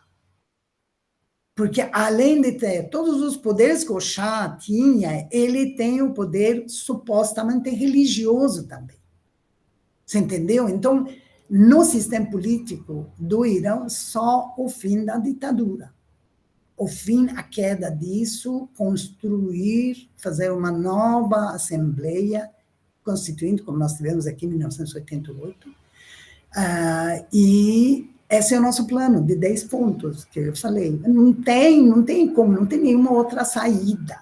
O povo só não vem para a rua por causa da repressão. Eles pegaram uma médica que saía na rua à noite, depois do trabalho, e cuidava das pessoas que foram baleadas, pegaram ela, esmagaram o rosto dela. Uma menina jovem, de 20 e poucos anos, que perdeu a mãe na infância e decidiu ser médica. Tá, entendeu? Quer dizer, eles fazem questão de matar para se sobreviver. Agora, alguém chegar lá e falar, eu sou moderado, que sentido tem isso? Ele não tem nem como ser, ele é apenas um serviçal. Né? Ele é um serviçal. E ele, Pezeshkian, né, o nome dele, né? Ele adotou esse nome, o nome dele era Puzideh. Puzideh é um nome muito feio. Aí ele adotou esse Pezeshkian. Pezeshk em persa significa médico. Pezeshkian, Ion, você viu? Você deve ter visto bastante esse Ion.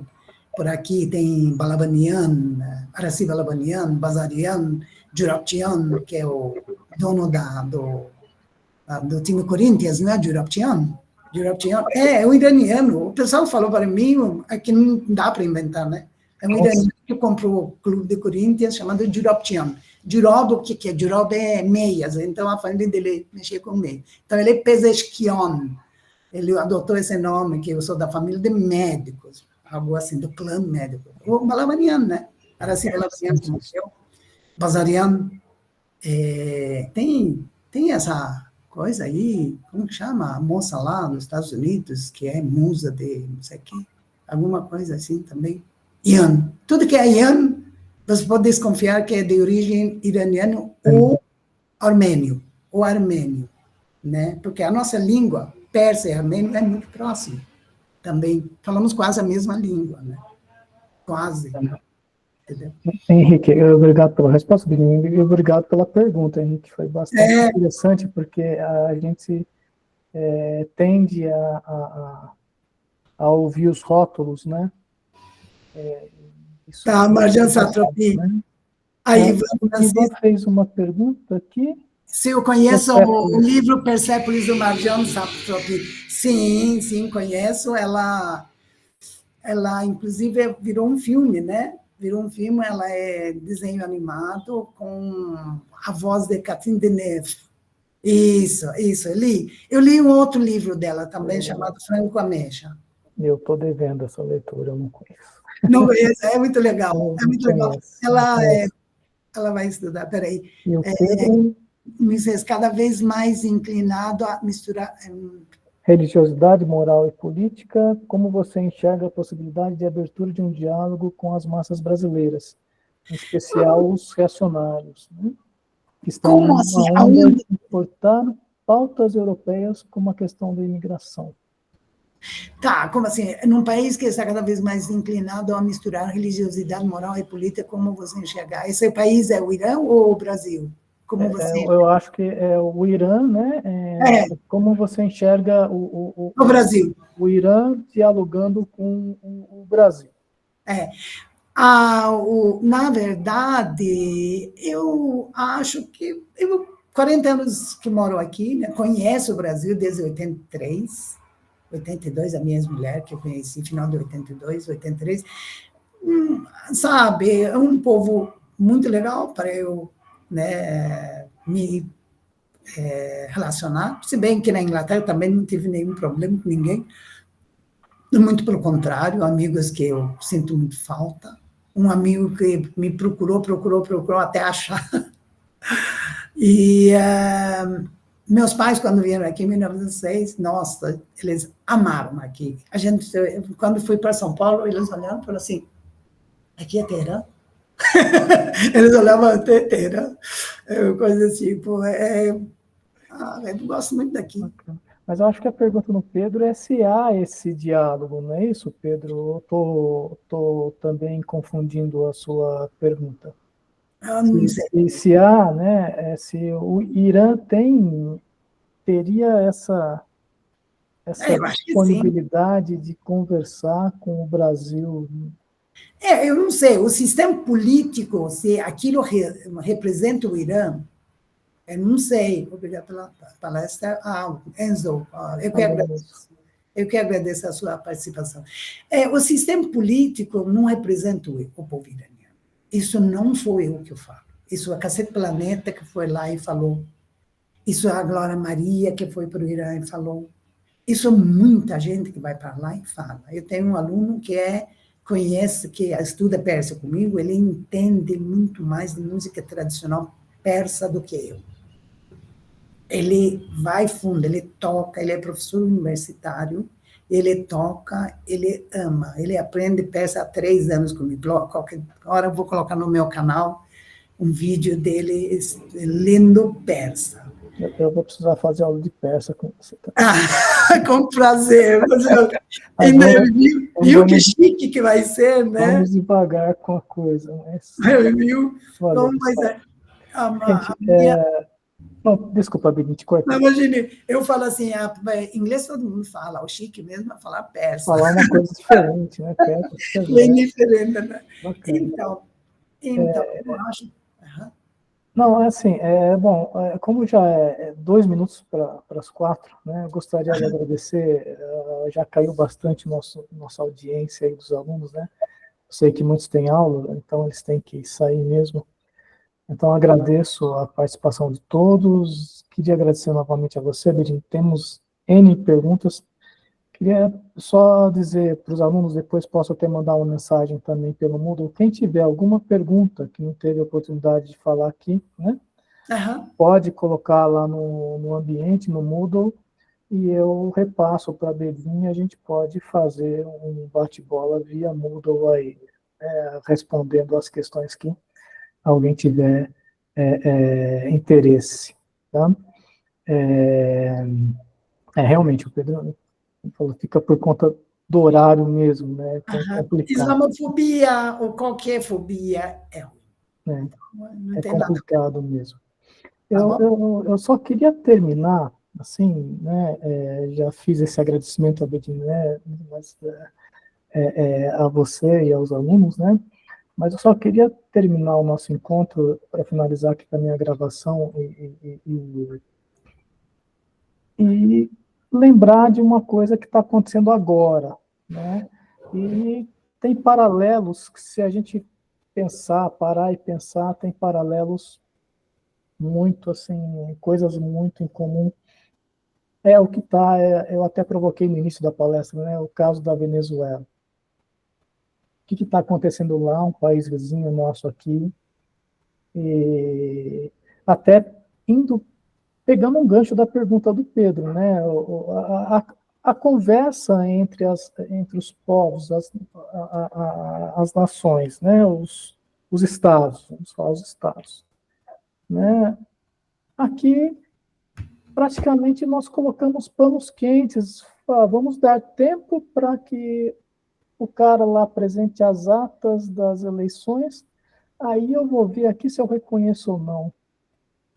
A coisa já está tão conturbada lá, enfim, é muito complicado, e é uma coisa que está acontecendo agora, mas historicamente são coisas que já aconteceram diversas vezes em diversos outros lugares do mundo. É de novo a história sendo repetida N vezes, e parece que a gente não aprende nada com isso, é muito estranho, né? Muito esquisito.